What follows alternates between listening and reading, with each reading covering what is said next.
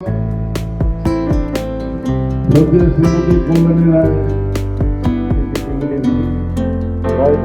সকলের প্রিয় মাননীয় মন্ত্রী কাজ চলছে আমাদের 5 বছরের মধ্যে যে সরকার অধ্যায় এক যোগ হয়েছে।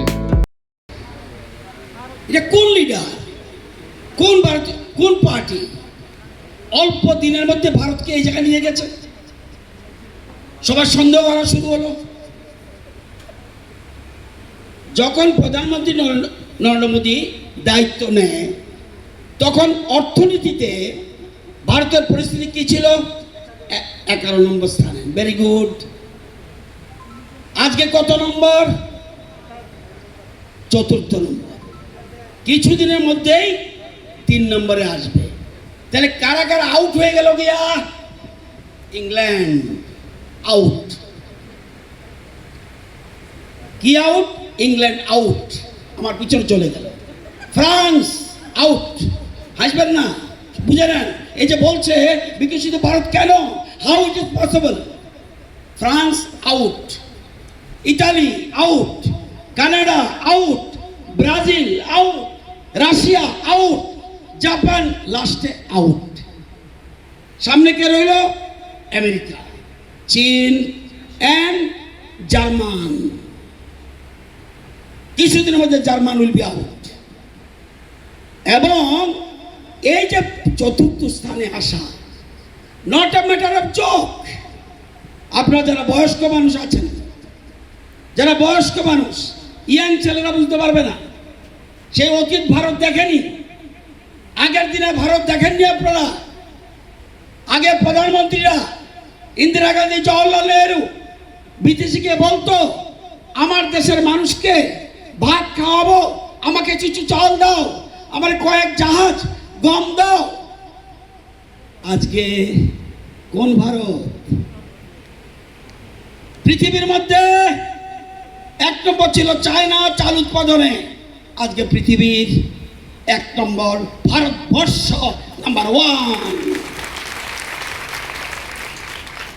চাল এমনি এমনি নি দেয়।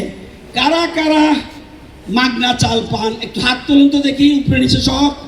You see, this is called India, this is called Modi is India, this is called.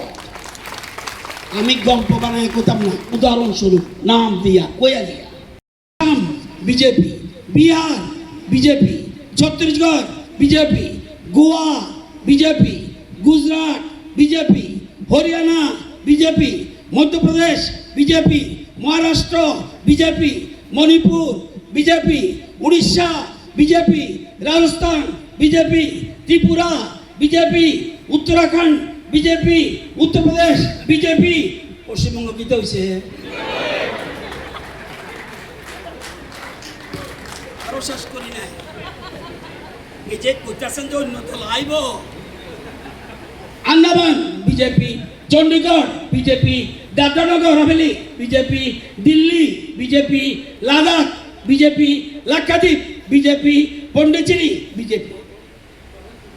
ওই মানুষের বিশ্বাস হয়েছে মোদিজির নেতৃত্বে সারা ভারতবর্ষে, পৃথিবীর মধ্যে বিকশিত ভারত হবে 2047-এ। এর আগেই আমরা এই জায়গা নিচ্ছি। ডাউট আছে কি? কিছু ডাউট আছে বোধ হয়, তাহলে আরো কোথায়? From a learned person, from a man who has served in different, parties or situations, and he's still with us, still teaching us. I really appreciate and I would love to learn something from all of you. मैं आप लोग सबसे कुछ सीखना चाहती हूँ।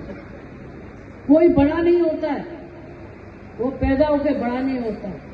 कोई छोटा नहीं होता अगर वो छोटा काम करे। यही चीज हमें हमारे प्राइम मिनिस्टर जी ने सिखाया है।